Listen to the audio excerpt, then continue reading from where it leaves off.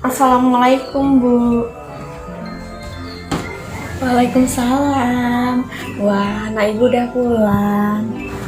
Bu, kebudayaan di sini kira-kira apa ya Bu?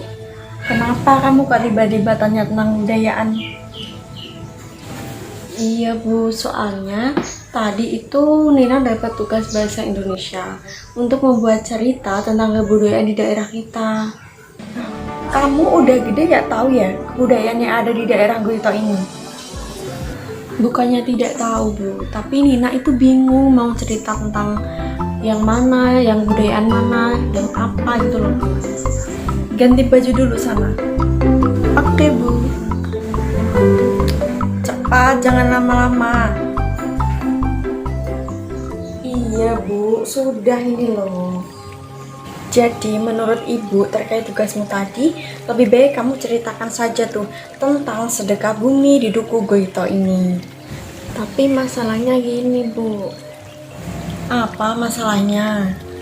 Jadi dalam membuat cerita, Nina itu disuruh untuk wawancara dengan dua tokoh yang berkaitan dengan kebudayaan tersebut Bu.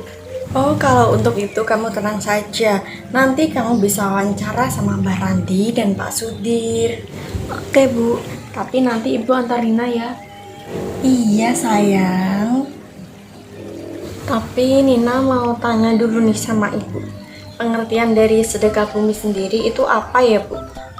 Kalau sepengetahuan Ibu sendiri, sedekah bumi itu merupakan suatu acara sebagai wujud rasa syukur atas hasil panen atau garapan para petani gitu. Nah, kalau untuk pelaksanaannya sendiri itu setiap hari apa atau kapan gitu Bu? Nah, kalau untuk waktu pelaksanaannya sendiri, biasanya sedekah bumi itu dilaksanakan setahun sekali di bulan Dzulqa'ijah, tepatnya pada hari Rabu Pon gitu. Kalau sedekah bumi di Goito ini, keunikannya apa saja Bu? Nah, sedekah bumi sendiri di Goito itu biasanya lebih dikenal dengan sebutan nyadran, yang artinya sama saja dengan sedekah bumi. Biasanya saat sedekah bumi itu ada acara bancaan. Bancaan sendiri biasanya itu dihidangkan atau disiapkan oleh pemilik rumah yang nanti akan mengadakan acara tersebut. Bancaan biasanya pemilik rumah menyiapkan nasi dan ayam. Nah, selanjutnya di samping itu ada acara doa bersama untuk mendoakan pemilik rumahnya. Oke Bu, sekarang ayo Bu langsung aja ke rumah Mbak Ranti sama Pak Sudir.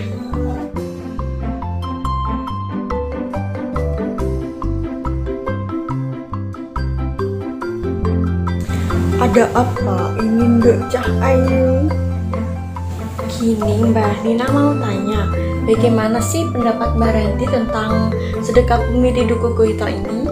Ya, kalau dikaitkan dengan agama sendiri, tidak ada aturan khusus yang mengatur tentang sedekah bumi. Sedekah bumi sendiri merupakan peninggalan dari nenek moyang kita yang secara turun-temurun dan sampai saat ini masih terus dilestarikan. Baik Mbak, terima kasih. Kalau begitu Nina sama Ibu mau pamit dulu ya Mbak.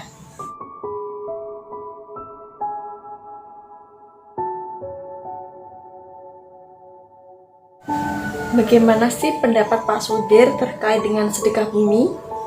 Sedekah bumi itu merupakan salah satu kebudayaan yang ada di daerah kita. Kita harus bangga, kita harus melestarikan, karena sedekah bumi merupakan warisan dari nenek moyang kita. Lalu apakah tidak bertentangan dengan agama Pak? Sedekah bumi itu tujuannya baik, yaitu sebagai wujud rasa syukur atau ungkapan syukur terhadap nikmat yang telah Allah berikan. Jadi, menurut saya, sedekah bumi itu tidak bertentangan dengan agama Islam. Baik Pak, terima kasih ya Pak atas jawabannya. Iya nih, jadi pesan saya, kamu sebagai generasi muda harus memahami tentang kebudayaan kita agar kebudayaan ini tidak luntur dan selalu dilestarikan dengan baik. Siapa dengan adanya tugas ini, Nina juga sambil belajar tentang kebudayaan daerah. Nah, kalau gitu Nina sama Ibu mau pamit dulu ya, Pak. Sekali lagi Nina ucapkan terima kasih.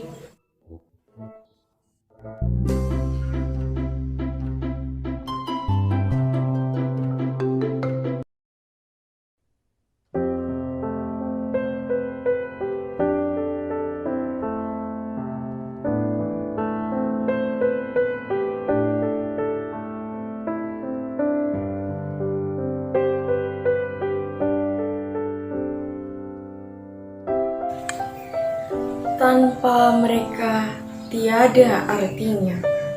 Karya Septiana Husnul Khotimah.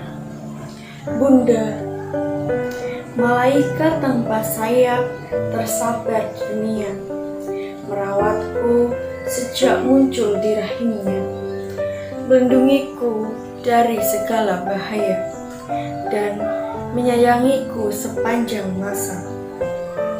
Ayah mendorongku untuk terus maju tanpa mengenal rasa ragu. Karenanya, segala tantangan ku hadapi, membuatku jadi sang pemberani.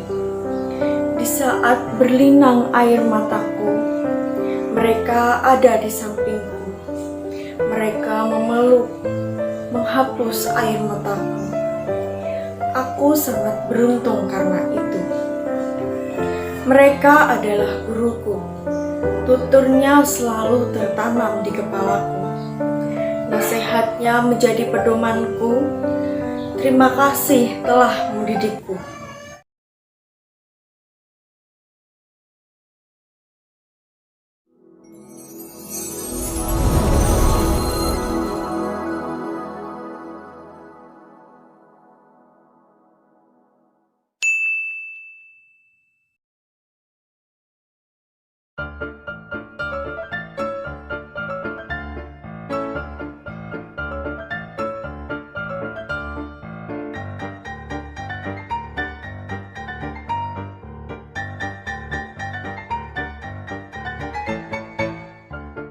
Min, gue udah cantik belum?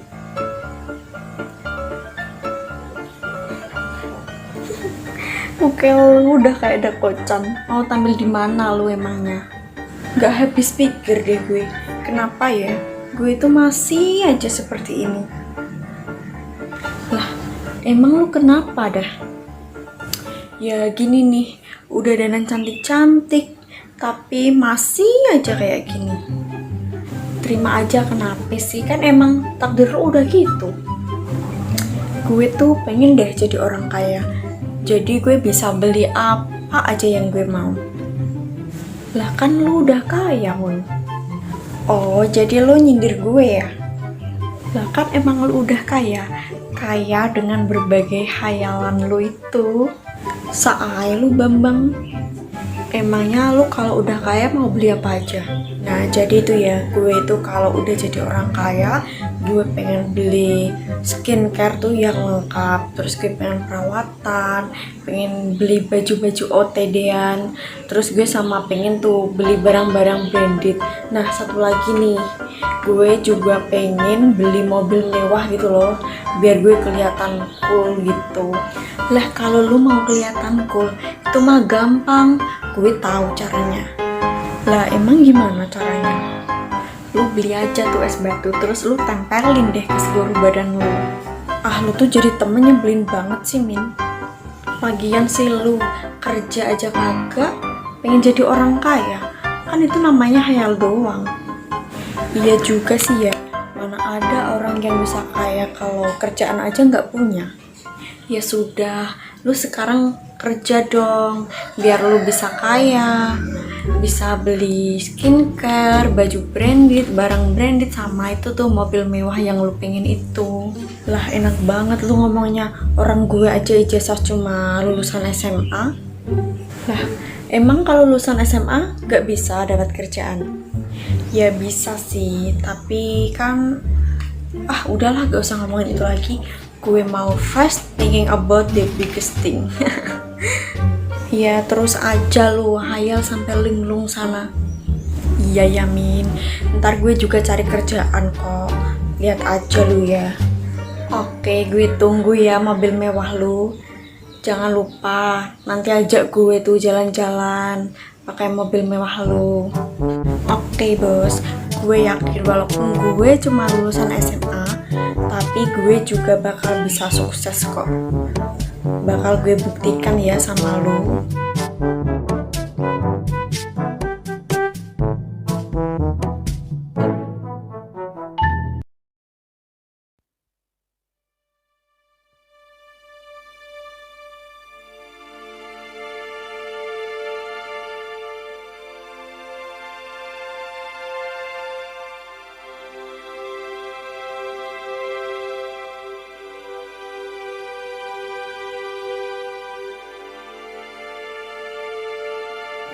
Assalamualaikum warahmatullahi wabarakatuh. Yang saya hormati Ibu Nugraheti Sismiryasi, SBSPD MPD, selaku dosen pengampu mata kuliah keterampilan berbahasa Indonesia, dan teman-teman yang saya sayangi. Pendidikan moral. Pendidikan moral memainkan peran yang sangat penting dalam dunia pendidikan, selain pendidikan ilmiah dan teknologi. Tanpa moralitas yang baik, pendidikan akan menjadi timpang. Tanpa moral, suatu bangsa dapat mengalami kesulitan dan keterbelakangan. Tentu saja ini berbeda dengan tujuan utama pendidikan, yaitu untuk menjadikan setiap warga negara mulia dan berwawasan luas.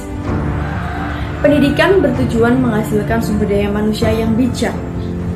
Di era modern ini, kita difasilitasi oleh penyempurnaan teknologi untuk dapat berkomunikasi atau melakukan kegiatan lainnya. Contohnya adalah keberadaan internet di mana kita dapat dengan mudah mengakses informasi dengan cepat.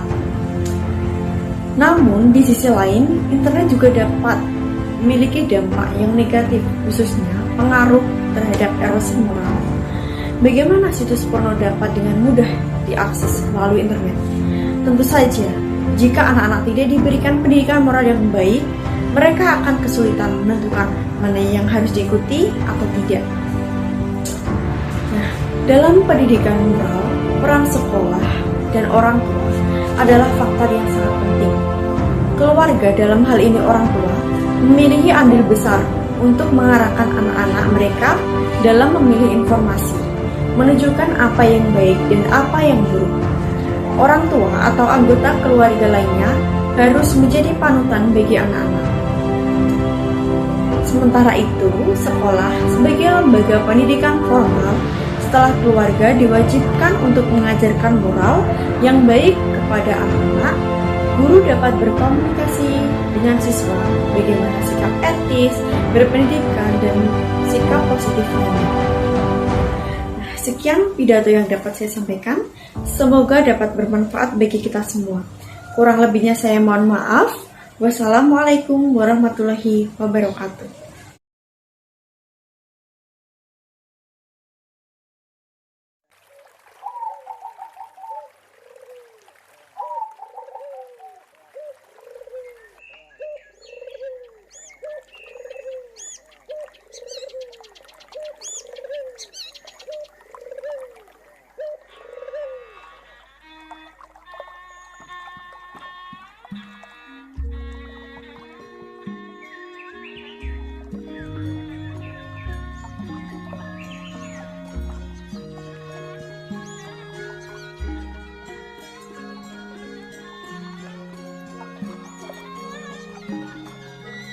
Pesona Goa Sentono.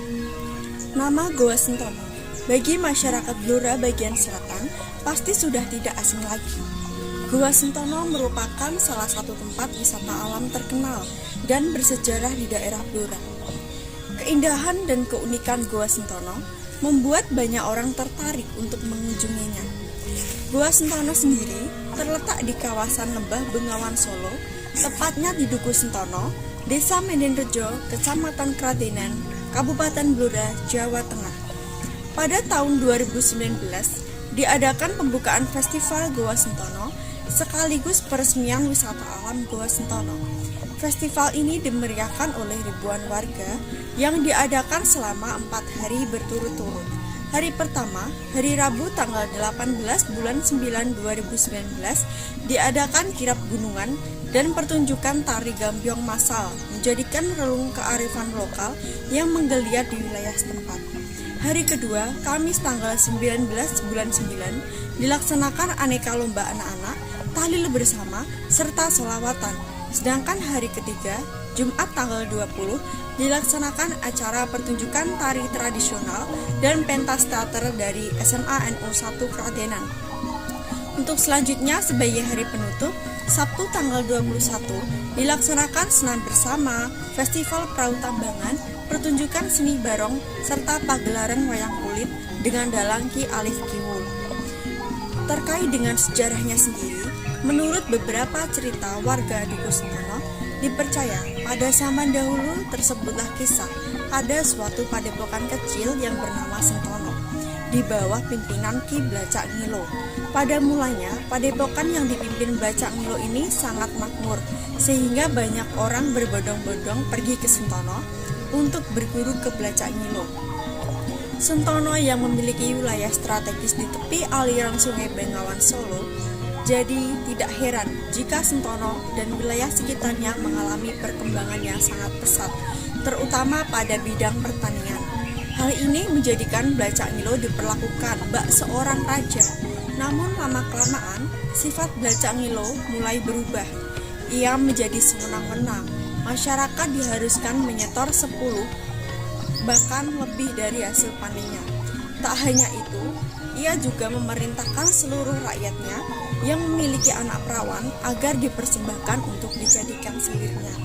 Rakyat mulai resah, apalagi setiap malam bulan purnama harus menyediakan darah segar manusia untuk dijadikan tumbang. Keresahan rakyat ini terdengar oleh Sunan Bonang. Lalu Sunan Bonang mengutus salah satu santrinya untuk menemui Blacak Ngilo dan menasihatinya agar mau mengikuti ajaran Islam yang baik dan benar. Namun Blacak Ngilo menolak dan murka hingga memenggal leher santri tersebut. Tempat pemenggalan leher inilah yang sekarang dinamakan Desa Panggulu, yang artinya penggal bulu atau penggal leher. Setelah itu, Blacak Ngilo menantang Sunan Bonang untuk adu kesaktian. Sunan Bonang pun menyanggupinya dengan syarat apabila Blacak Ngilo kalah, harus meninggalkan semua perbuatan buruknya dan masuk Islam. Pertarungan pun dimulai. Karena sama-sama saktinya, hari pertama hingga hari ke-6 belum terlihat siapa saja yang menang ataupun yang kalah.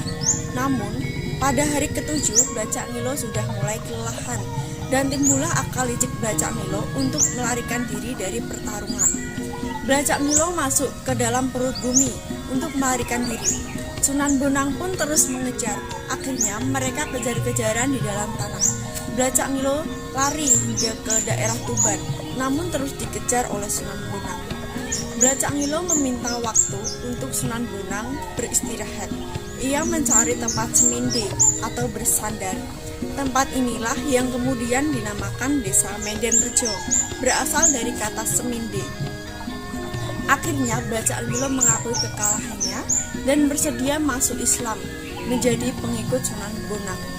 Lubang-lubang dalam tanah bekas kejar-kejaran antara Sunan Bonang dan Blacak Ngilo meninggalkan bekas berupa goa. Goa inilah yang kemudian dinamakan Goa Sentono. Hingga saat ini, kawasan Goa Sentono terus diadakan pembangunan, dan sejak diadakan festival, tempat ini makin terkenal dan menarik banyak perhatian pengunjung. Banyak fasilitas yang dapat dinikmati dari Goa Sentono, seperti area parkir kendaraan, warung jajanan, gazebo yang cocok buat pelajar atau mahasiswa nugas bareng, serta spot-spot foto menarik. Di sini kita juga dapat melihat Bengawan Solo, karena Goa Sentono terletak di Sungai Bengawan Solo. Tempat ini juga sering digunakan untuk memeriahkan berbagai acara, sering digunakan sebagai tempat photoshoot, pre-wedding, latihan senam dan menari, serta pembuatan vlog. Untuk harga masuknya pun tanpa tiket. Kita hanya dipungut biaya parkir saja dengan tarif 2.000. Waktu terbaik untuk menikmati pesona alam Goa Sentono adalah di pagi hari dan di sore hari. Akan lebih seru jika kita datang beramai-ramai bersama teman atau keluarga. Saat berkunjung ke Goa Sentono, Jangan lupa untuk selalu menjaga dan memperhatikan kebersihan lingkungan agar tetap asri dan nyaman.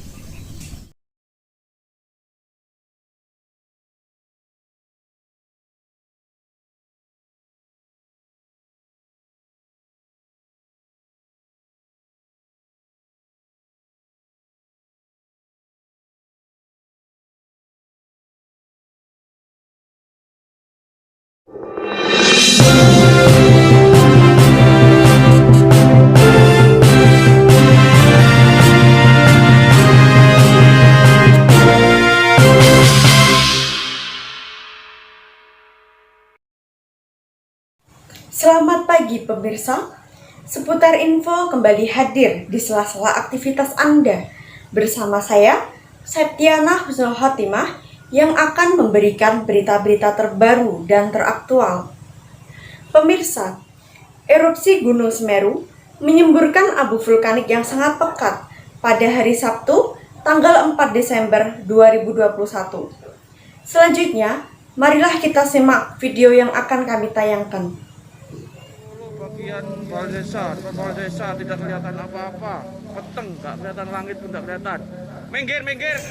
Baik pemirsa, video yang Anda saksikan saat ini adalah kondisi saat sore hari di Desa Sumberwuluh, Lumajang yang gelap karena tertutup abu vulkanik. Visual ini direkam oleh warga pada sore hari sesaat Gunung Semeru meletus. Minggir, waspada, minggir. Tanda-tanda erupsi Gunung Semeru sebenarnya sudah mulai muncul sejak kemarin tanggal 3 Desember. Abu vulkanik tebal sempat tampak di puncak Gunung Semeru dan terlihat jelas dari arah Desa Sumbermujur, Kecamatan Candipuro, Lumajang. Kondisi ini menandakan makin aktifnya Gunung Semeru. Informasi yang kami dapatkan tadi memang dikatakan bahwa erupsi terjadi sekitar pukul 15 hingga 15.30 waktu Indonesia bagian barat. Erupsi disertai panas guguran dan juga hujan abu vulkanik yang cukup tebal, sehingga dua kecamatan terpantau gelap gulita.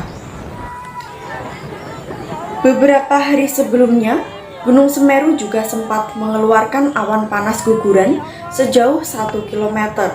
Warga mengaku setiap malam mendengar suara gemuruh yang cukup kuat dari dalam perut Gunung Semeru.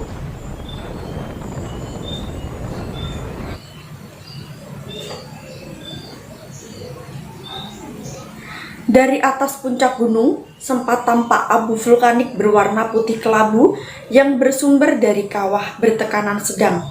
Sementara itu, guguran lava juga sudah keluar dari bibir kawah.